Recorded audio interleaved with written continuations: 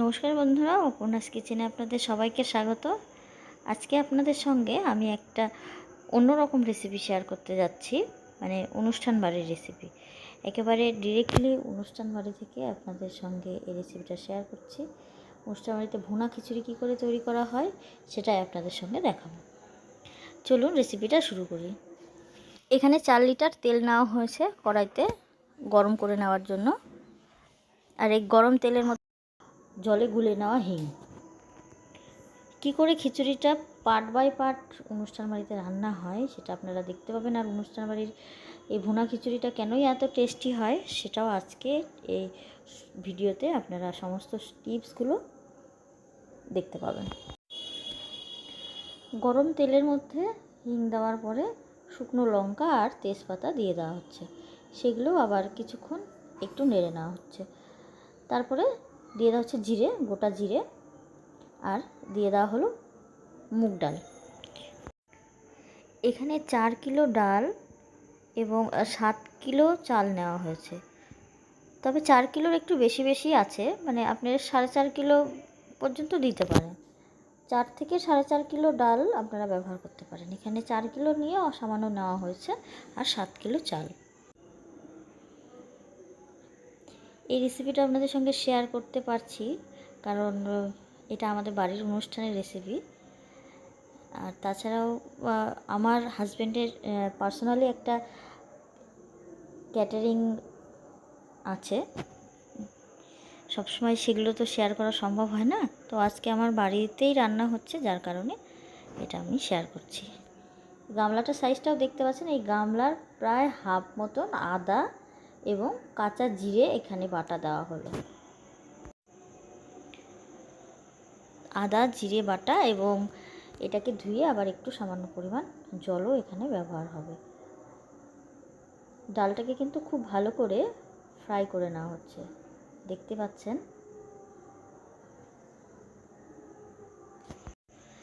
আমি আপনাদের সঙ্গে যে সমস্ত রান্নাগুলো শেয়ার করি সমস্তই মানে কোনো একটা অনুষ্ঠানের রান্নার রেসিপি। কারণ আমার হাজব্যান্ডের ক্যাটারিং আছে, আমি আগেই বললাম। তো ঠাকুরমশাই যে রান্নাগুলো করেন সেই রেসিপিগুলো দেখেই আমি আপনাদের সঙ্গে রেসিপিগুলো শেয়ার করি। এবারে লঙ্কা বাটাও একটু দিয়ে দেওয়া হলো। লঙ্কা বাটা দিয়েও আবারও সেটাকে ফ্রাই করা হলো। এবারে হলুদ গুঁড়ো পরিমাণ মতন দিয়ে দেওয়া হচ্ছে। তবে এখানে সমস্ত কিন্তু মশলাগুলোই প্যাকেটিং মশলা ব্যবহার করা হচ্ছে। আপনি হলুদ গুঁড়ো, লঙ্কা গুঁড়ো সমস্ত কিছু সেটা দিয়ে একটুখানি ভেজে নিয়ে সঙ্গে সঙ্গে জল দিয়ে দেওয়া হলো। কারণ বেশি হলুদ যদি ফ্রাই করা হয়, মানে আমি ঠাকুরমশাইয়ের কাছে শুনেই আপনাদের সঙ্গে শেয়ার করছি, মানে হলুদটা যদি আপনারা বেশি ফ্রাই করেন তাহলে কালারটা চেঞ্জ হয়ে যায়, একটু কালচে হয়ে যায়। যার কারণে হলুদটা দেওয়ার সঙ্গে সঙ্গে উনি জল দিয়ে দিলেন। আবার এটাও বললেন যে আমি চাইলে হলুদটা কিন্তু একটু জলে গুলেও দিতে পারি। ডালটাকে সেদ্ধ করার জন্য জল দিয়ে দিচ্ছেন। এখানে 4 কিলোর একটু বেশি ডাল আছে, আগেও বলেছি। ডালটাকে যদি সেদ্ধ না করা হয় চালের সঙ্গে কিন্তু ব্যালেন্স আসবে না, এই কারণে আগে ডালটাকে সেদ্ধ করে নেওয়া হচ্ছে।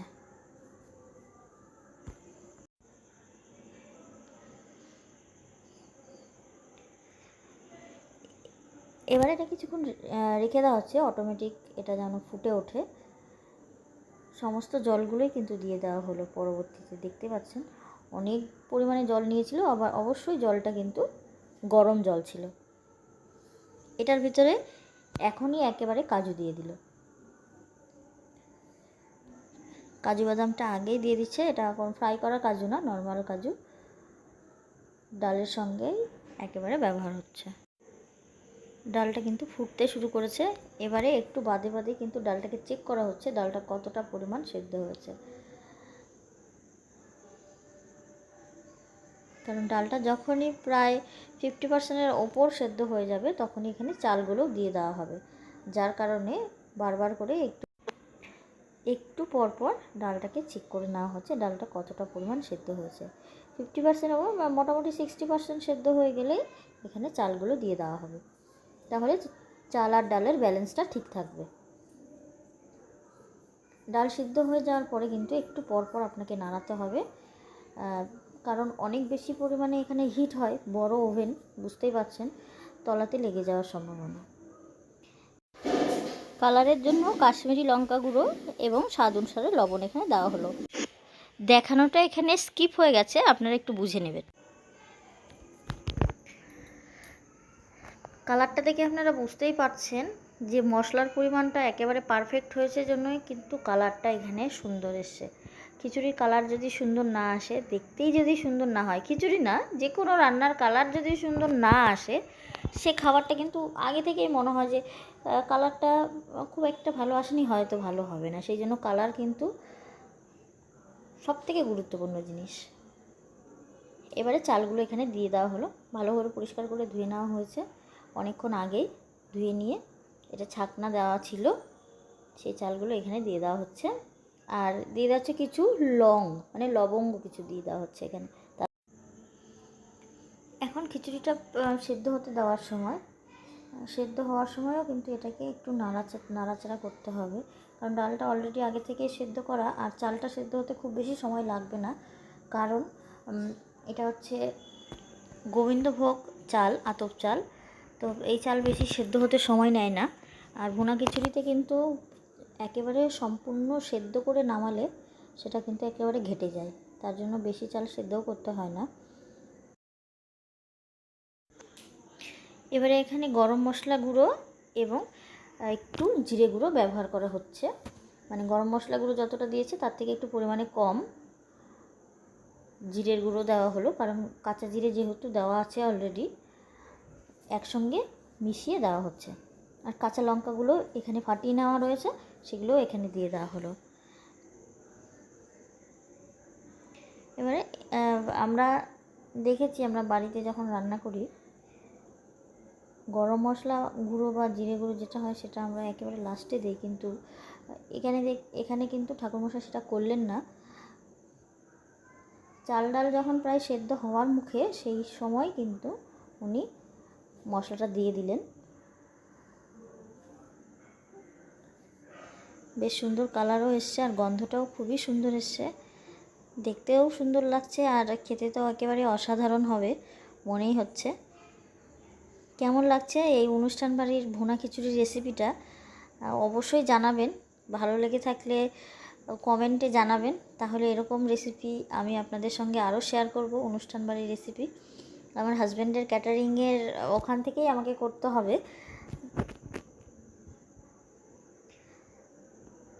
আমার চ্যানেলে যদি আপনারা নতুন হয়ে থাকেন তাহলে অবশ্যই সাবস্ক্রাইব করবেন এবং বেল বাটনটি দাবাবেন, এরকম আরও নতুন নতুন রেসিপি পাওয়ার জন্য।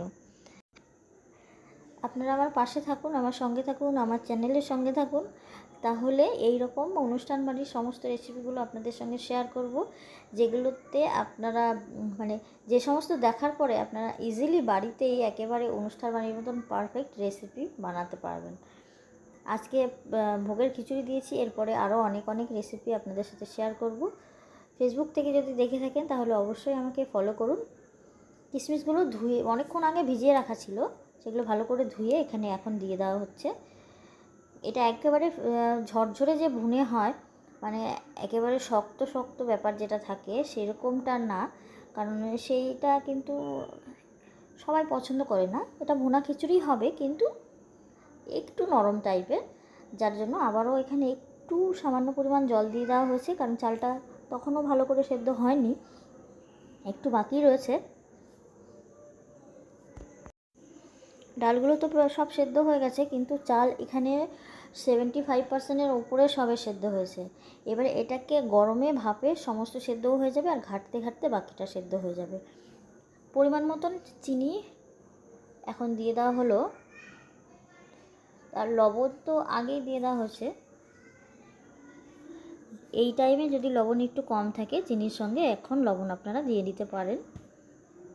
আর দিয়ে দেওয়া হচ্ছে ঘি, পর্যাপ্ত পরিমাণে ঘি কিন্তু ব্যবহার করতেই হবে ভুনা খিচুড়ির জন্য, সেই জন্য অনেকটা পরিমাণ ঘি এখানে ব্যবহার করা হচ্ছে।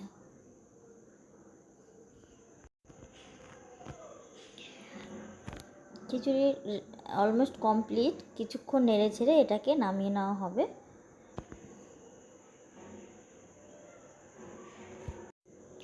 অনুষ্ঠান বাড়ির, পুজো বাড়ির এই খিচুড়ি রেসিপি আপনাদের কেমন লাগলো অবশ্যই কমেন্ট সেকশানে কমেন্টে জানান। ভালো লেগে থাকলে বন্ধুদের সাথে অনেক অনেক শেয়ার করুন। আর আপনার বাড়িতে যে কোনো অনুষ্ঠানে বা আপনি নিজেও খাওয়ারের জন্য বা গোপালের ভোগ দেওয়ার জন্য বা ঠাকুরের যে কোনো ভোগ দেওয়ার জন্য এইভাবে কিন্তু খিচুড়ি রান্না করতেই পারেন। আমি গ্যারান্টি দিয়ে বলতে পারি একেবারে অসাধারণ সেই ভোগের টেস্ট হবে।